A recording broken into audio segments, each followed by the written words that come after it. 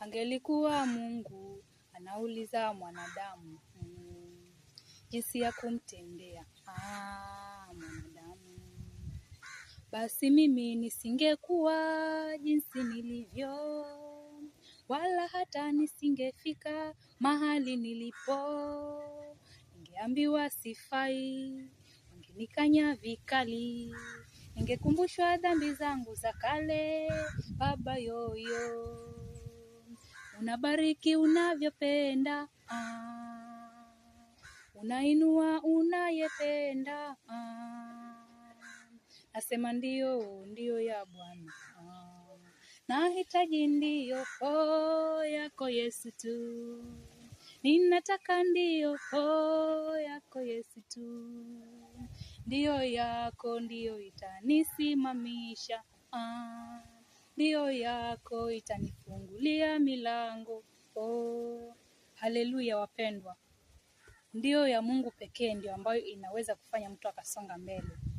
Haleluya.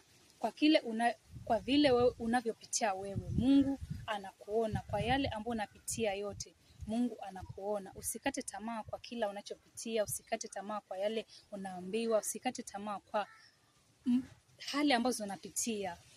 Hivi ambavyo unapitia, basi ujue ni ushuhuda wa kesho.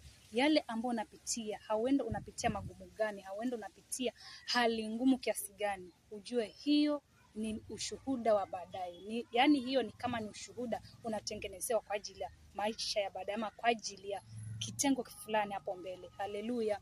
Kwa hivyo vile mwanadamu anakuangalia wewe, sio kama Mungu anavyoangalia. Mungu anaangalia tofauti na mwanadamu. Mungu anaangalia tofauti na mwanadamu. Vile Mungu anaangalia sio kama mwanadamu anavyoangalia. Kama wewe unaonekana ni dhaifu kwa mwanadamu, kwa Mungu wewe sio dhaifu. Kwa Mungu wewe ni wa thamani. Kwa Mungu wewe ni mtu wa maana sana. Licha ya udharauliwe, licha ya usimangwe maneno ambayo yani hastahili kuambiwa, lakini Mungu ana mpango mzuri mpendwa juu ya maisha yako. Mungu anakupenda, Mungu ana mpango mzuri. Usikate tamaa kwa kila litakalo kufika, usikate tamaa. Pata amani na muombe Mungu, zidi kumwamini Mungu kwamba atakufungulia milango, zidi kumwamini Mungu kwamba ana mpango mzuri juu yako.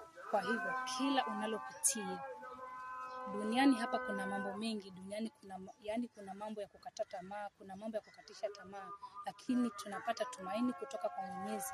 Tumwamini Mungu, atatusaidia kwa kila hali, kwa kila jambo. Mungu ndiye kila kitu katika maisha yetu. Kwa hivyo tusikate tamaa kwa kila linalotufika.